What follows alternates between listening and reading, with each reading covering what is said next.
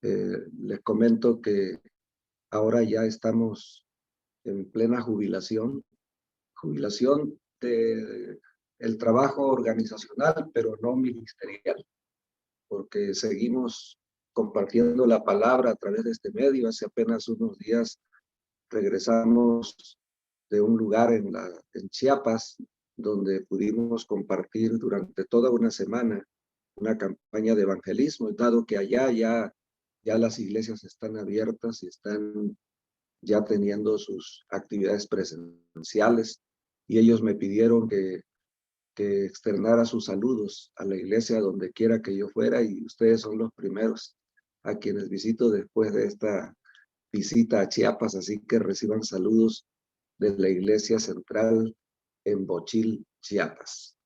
Ahora mismo estoy transmitiendo desde Guadalajara, aunque ya estamos radicando en Monterrey, pero es una bendición, hermanos, poder estar con ustedes en esta ocasión.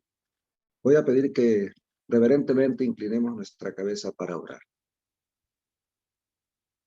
Nuestro Padre Celestial, en esta hora, te agradecemos por la oportunidad que nos das de reunirnos a través de este medio en tu nombre. Abrimos tu palabra y lo hacemos con humildad y con reverencia. Y te ruego que a través de ellas hables a nuestras conciencias y éstas sean despertadas. Que seamos no solamente oidores, pero sobre todo hacedores del mensaje de tu palabra que tienes para este momento. En el nombre de Jesús. Amén. Todos somos conscientes, hermanos, hermanas, que el mundo está enfrentando grandes divisiones en lo político, en lo religioso, en lo científico y en muchas otras áreas. Las naciones también están divididas por lo religioso, por lo político. Las empresas no son la excepción. Enfrentan también grandes divisiones problemáticas entre sus empleados, los sindicatos, los patrones. Pero quizá lo más terrible es que muchos hogares hoy día también se encuentran divididos. El padre contra la madre, los padres contra los hijos, los hermanos entre sí, y las que producen los más terribles resultados. Hace algún tiempo en Pasadena, California, un niño de 11 años se quitó la vida de un balazo y dejó esta patética nota. Queridos papá y mamá, yo los amo. Perdónenme por hacer esto, pero no puedo soportar por más tiempo oyendo disputas y críticas. ¿Con cuánta razón alguien ha dicho que los conflictos y las divisiones fuera del hogar son como cuando una tempestad ataca, pero nosotros estamos en el puerto? Pero los conflictos dentro del hogar son como cuando una gran tempestad ataca y nosotros estamos indefensos en alta mar. Y es que no son los pleitos por diferencias que finalmente destruyen un hogar, sino cuando esas diferencias logran dividirnos. Y por supuesto esto sucede cuando no somos capaces de resolver problemas. Todos los matrimonios, todos los hogares enfrentamos dificultades, problemas y conflictos. La piadosa escritora Elena de White escribió: somos tan diferentes en disposición, hábitos y educación que varían nuestros modos de considerar las cosas. Juzgamos diferentemente, nuestra comprensión de la verdad, nuestras ideas en cuanto a la conducta de la vida no son iguales en todo respecto. Escucha esto. No hay dos personas que tengan la misma experiencia en todo detalle. Las pruebas de uno no son las pruebas del otro. Los deberes que uno encuentra ligeros para el otro pueden ser difíciles y penosos. De manera que, siendo sensatos, debiésemos ver la compatibilidad matrimonial no como un estado de cosas que está presente desde el comienzo, sino como una tarea que ha de lograrse a través del tiempo. Además, dos personas no pueden esperar razonablemente parecerse en cada detalle. Si así fuera, la relación se tornaría sumamente aburrida. Luego entonces el matrimonio tiene como tarea de la vida la adaptación continua del uno al otro a través de un proceso de crecimiento y de cambio que vamos experimentando de manera conjunta. Lo cierto es que las divisiones y los pleitos dentro del hogar pueden traer amargura, enfermedad e inclusive pueden hacer perder la fe. Y es que la unidad dentro de la familia es vital para que podamos lograr objetivos, para que podamos formar de manera correcta el carácter de nuestros hijos y en consecuencia vivir felices. Esta misma autora que he citado anteriormente en un extraordinario libro titulado El hogar cristiano, dice lo siguiente, escúchalo. Es un error imaginarse que la mujer en todo debe hacer con ciega devoción exactamente como dice su esposo, cuando sabe que al obrar así han de sufrir perjuicio su cuerpo y su espíritu. Ni el marido ni la mujer deben pensar en ejercer gobierno arbitrario uno sobre otro. No intentéis, continúa diciendo, imponer vuestros deseos uno a otro. No podéis hacer esto y conservar el amor mutuo. Y entonces cierra esta cita de manera extraordinaria. Sed bondadosos, pacientes, indulgentes, considerados y corteses. Ahora bien, a la luz del pasaje que fue leído hace un momento y que se encuentra registrado en el Evangelio según San Lucas, el capítulo 11, versículo 17, vamos a analizar cuáles son las consecuencias que traen las divisiones en el hogar. Es interesante que Jesús expresó estas palabras en el contexto de una posesión demoníaca que él resolvió con su poder. Y fue acusado de hacerlo por medio del poder del diablo. Pero Jesús presentó la realidad de que la presencia de él está en contraposición con el reino de Satanás. Y lo que Jesús dijo en este pasaje ponía en evidencia la realidad del pueblo escogido de Dios que había perdido de vista la presencia de Dios en sus vidas y había permitido que el enemigo de Dios penetrara en la sociedad, en el gobierno, en las diferentes áreas del diario vivir de esa nación especial y particularmente en los hogares. De hecho, Jesús, poco después de expresar que una casa dividida contra sí misma cae, dijo que mismo Satanás cuida este aspecto de no estar dividido, porque si lo hiciera con sus séquito de ángeles caídos, entonces su reino de tinieblas no permanecería. Ahora bien, Jesús expresó esta realidad, una casa dividida. Y las divisiones en un hogar pueden ser por diferentes razones. Déjenme enumerar algunas de ellas. El aspecto espiritual. cuando uno tiene más interés que el otro. El aspecto religioso, cuando se conforman matrimonios con personas que difieren de credo.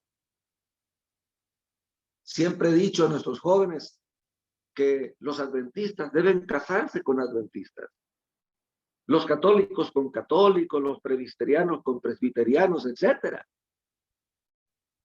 Porque no podemos preservar la unidad si no compaginamos en este aspecto tan importante y delicado. Otro aspecto que produce división en un hogar es el asunto de la educación de los hijos.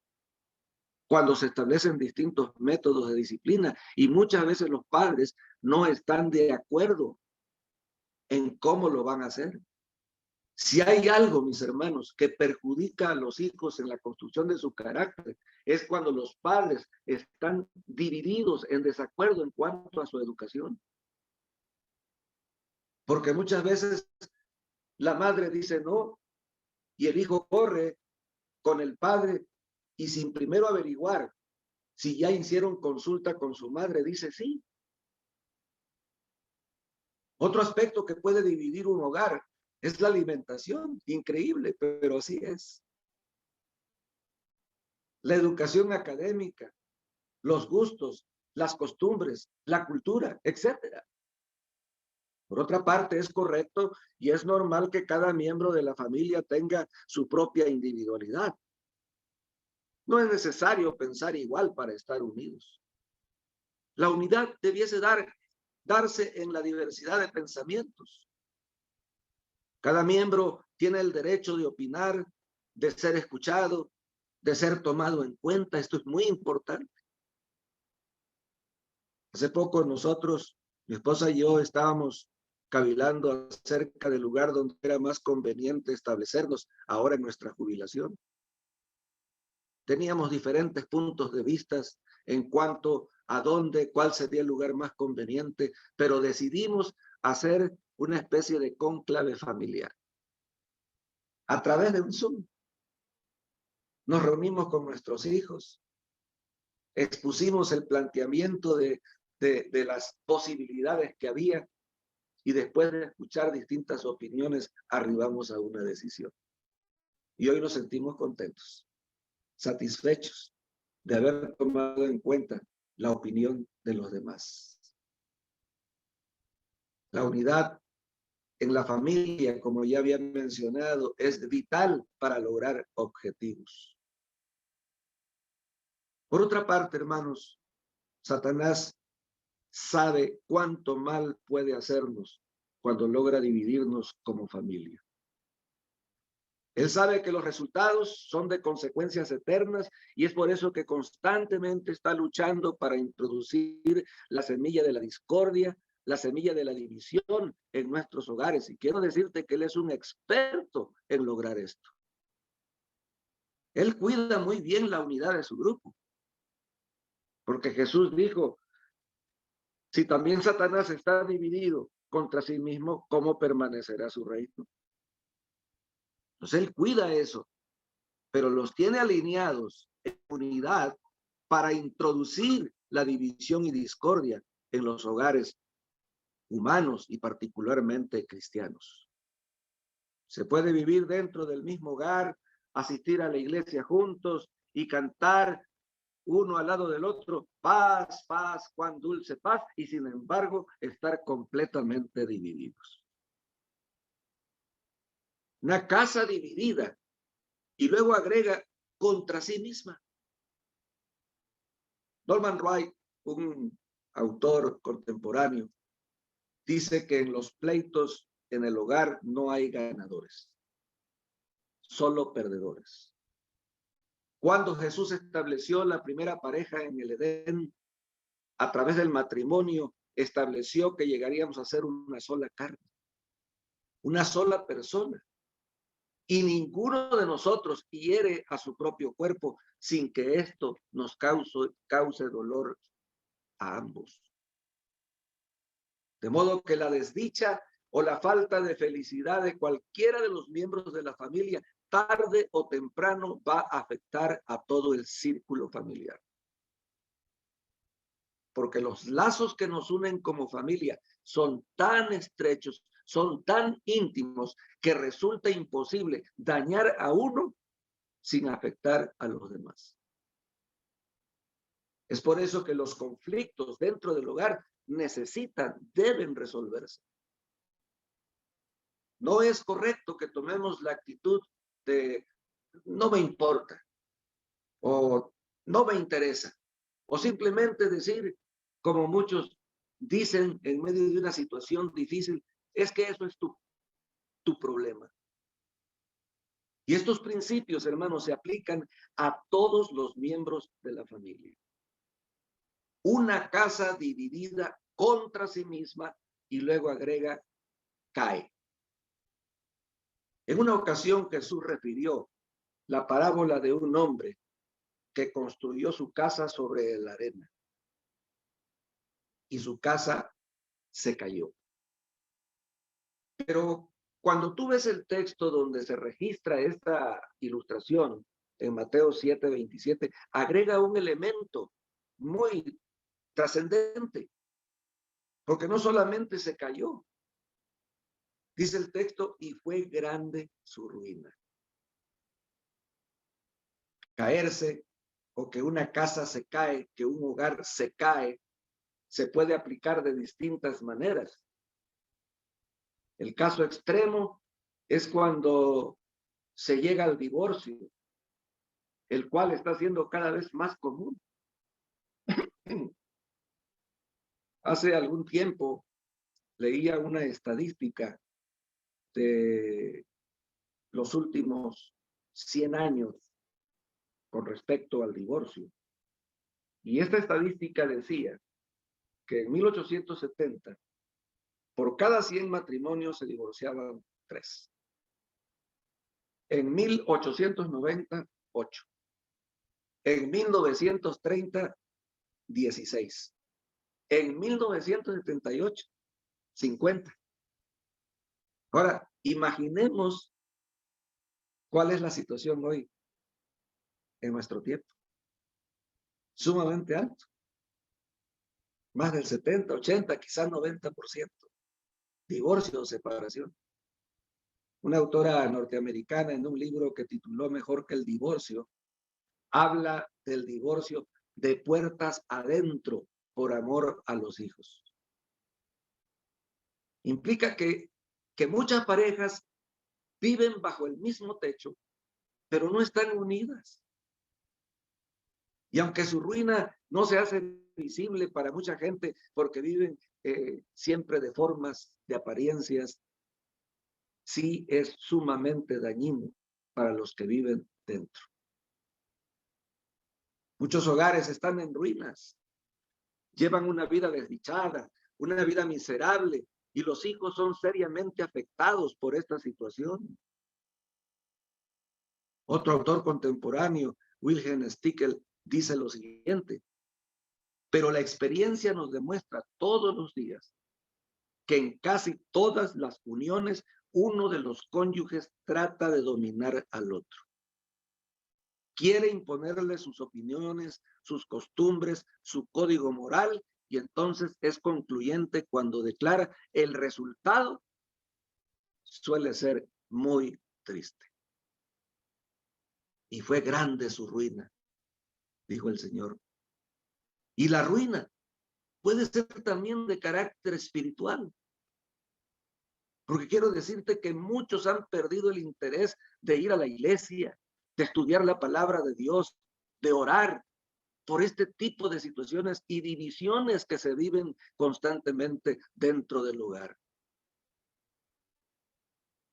¿Cuál es el único fundamento seguro para los hogares? Hermanos, el único fundamento seguro es edificar sobre Cristo Jesús. Y quiero traer a la mente de ustedes un pasaje por todos conocidos, pero a veces tan puesto a un lado, tan olvidado. Efesios capítulo 2, versículo 20. Efesios capítulo 2, versículo 20.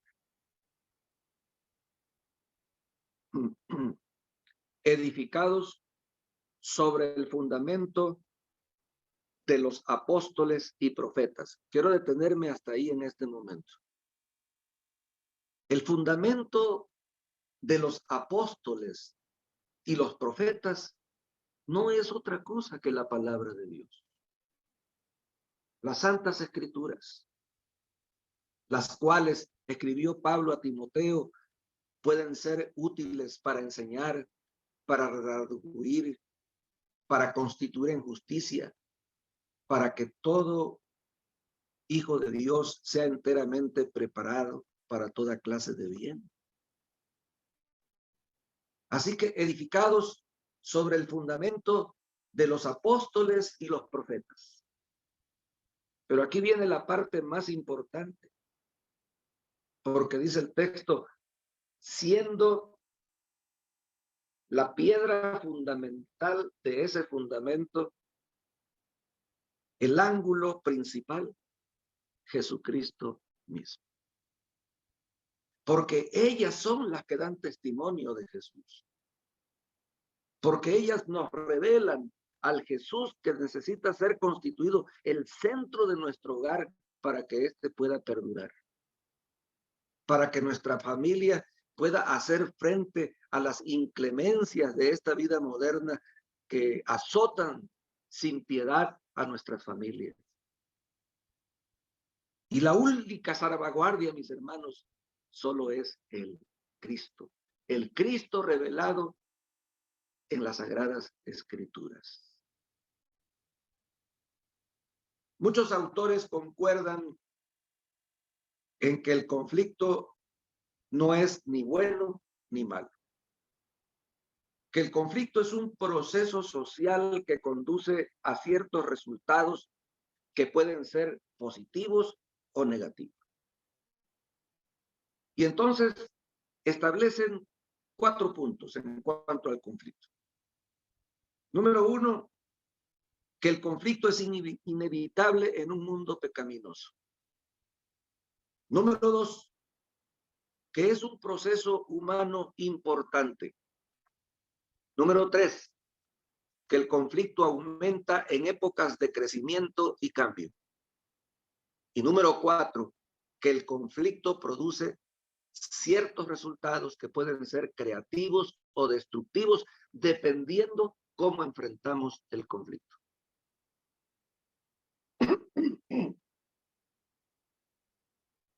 Ahora bien, la pregunta automática, diría yo, consecuente con lo que hemos dicho hasta aquí es, ¿cómo podemos manejar los conflictos como esposos en nuestro hogar? Y me llamó la atención algo que escribió un predicador contemporáneo llamado Víctor Ricardo y que aborda el tema de la familia en cuanto a este asunto de cómo enfrentar los conflictos. Y él menciona por lo menos 7 elementos que comparto con ustedes. Número 1, no evite, no trate de manipular el conflicto con silencio. Parece menos doloroso, pero es más mortífero. Se cortan las líneas de comunicación y eso puede llevar a la deriva la relación. Número 2, no guardemos un álbum de recuerdos de problemas o frustraciones pasadas. Arreglemos los asuntos cada día. No los archivemos. Es muy lamentable cuando en una situación que se presenta hoy traemos a colación situaciones que se dieron en el pasado y que habían quedado resueltas. Número 3, aprendamos a estar en desacuerdo sin pelear. Un conflicto no necesita convertirse en una pelea. No cortemos la comunicación. No dejemos de hablarnos, dice Víctor Ricardo. Número 4, este es muy importante y a veces muy difícil de llevar a cabo. Ataquemos el problema, no el uno al otro. Número 5, mantengámonos dentro de la zona de conflicto. Es decir, no hagamos una guerra mundial involucrando a otros.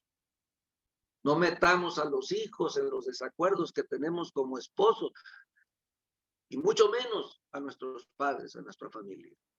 Vamos a crear división y bandos, porque la familia irremediablemente se va a hacer del lado de aquel a quien ama y a quien proteja. No hagamos eso.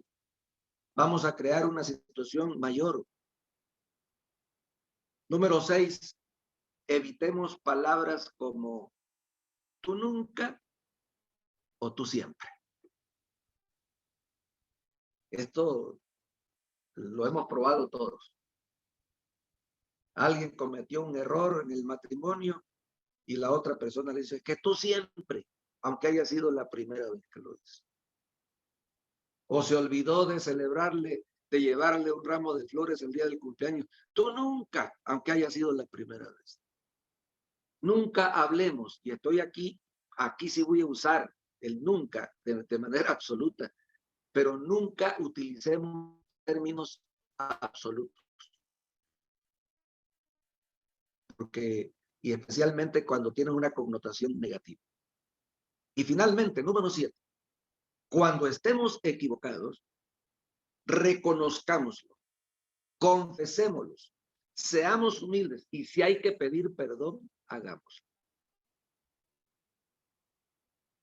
Y la parte que tuvo que ser afectada por esa actitud, tener la disposición a perdonar. Una mujer que tenía 5 hijos declaró que siempre se sentía frustrada, irritada y cansada. Parecía como si el quehacer de la casa nunca se terminara y descargaba toda esa frustración en su esposo cuando llegaba del trabajo. Entonces un día leyó un artículo en una revista que los esposos, cuando llegan del trabajo, necesitan amor y necesitan atención. Y el consejo que el autor daba era: deje de tener lástima de usted misma y dedíquele tiempo a su marido.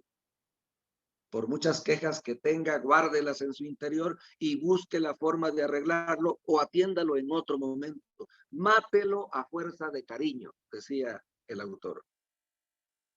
La mujer reconoció que efectivamente había sentido ganas de matarlo, no necesariamente a fuerza de cariño. Pero ahora había decidido hacerlo con cariño. Y confesó que dio resultado. Y estas fueron sus palabras. Al principio tuvo que poner un esfuerzo tremendo, pero muy pronto él se dulcificó conmigo y a mí me resultó más fácil quererle. Y esto es de ambas partes. Pregunto en esta mañana a mis hermanos, ¿estamos divididos en nuestro hogar? ¿Estamos esforzándonos por resolver esas divisiones de manera positiva, mirando el bien del otro y no solamente el mío propio? Una casa dividida contra sí misma cae. Elena de White, en ese extraordinario libro titulado El hogar cristiano, escribió lo siguiente: aunque se susciten dificultades, congojas y desalientos, no abriguen jamás ni el marido ni la mujer el pensamiento de que su unión es un error o una decepción. Resuélvase cada uno de ellos hacer para el otro cuanto le sea posible. Sigan teniendo uno para con el otro los miramientos que se tenían al principio. Aliéntense uno al otro en las luchas de la vida. Procure cada uno favorecer la felicidad del otro. Entonces, dice ella, el casamiento, en vez de ser la terminación del amor, será más bien su verdadero comienzo. Yo quiero invitarles en el nombre del Señor en esta mañana para que nos esforcemos con la ayuda de Él a superar y a resolver los problemas y los conflictos en nuestro hogar de tal manera que de ellos podamos salir aún más fortalecidos como matrimonio y como familia. Me gusta mucho esa representación que se hace del hogar, como una rueda de bicicleta, donde los rayos de la bicicleta son el esposo, la esposa y los hijos. El eje de la bicicleta, que es el lugar donde convergen los rayos, es Cristo. Así como en una rueda de bicicleta, los rayos se van uniendo cada vez más que se acercan al eje, hasta unirse. Cuanto más se alejan del eje, se separan más unos a otros. Así también en una familia. Cuando Cristo es el eje, es el centro de la existencia de esa familia, cuantos más nos acercamos a Cristo, tanto más nos acercaremos unos a otros. Que el Señor nos bendiga en esta mañana y que pueda ser tu hogar y mi hogar como ese hogar del cual Cristo también habló diciendo que fue edificado por un hombre prudente sobre la roca.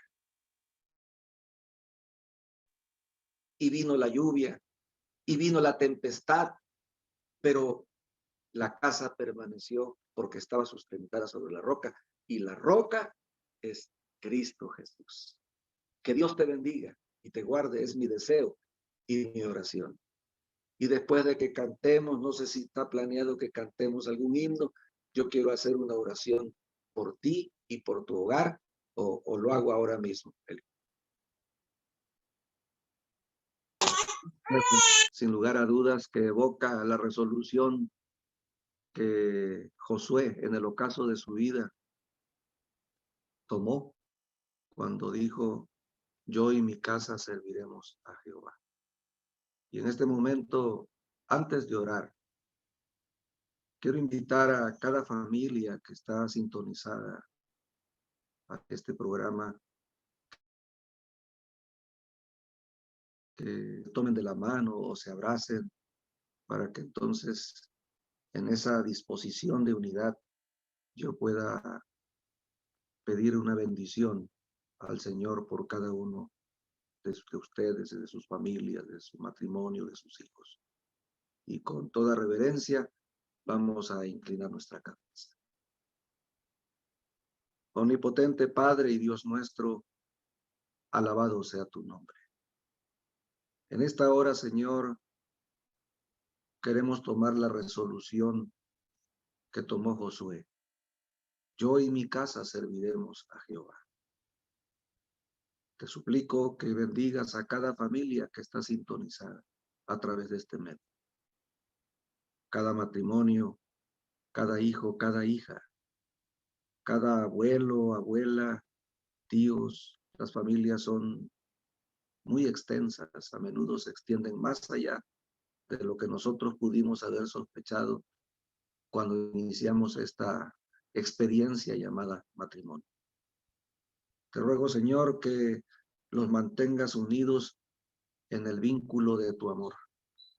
Ese amor que emana del sacrificio que Cristo hizo en la cruz del Calvario. Nos permite aceptarnos como somos y que nos da la oportunidad del cambio. En tus manos encomiendo a cada familia, a cada hogar de tu iglesia ahí en Durango, y no solo en Durango, en México, sino en el mundo entero. Gracias por escuchar nuestra oración. En el nombre de Jesús. Amén.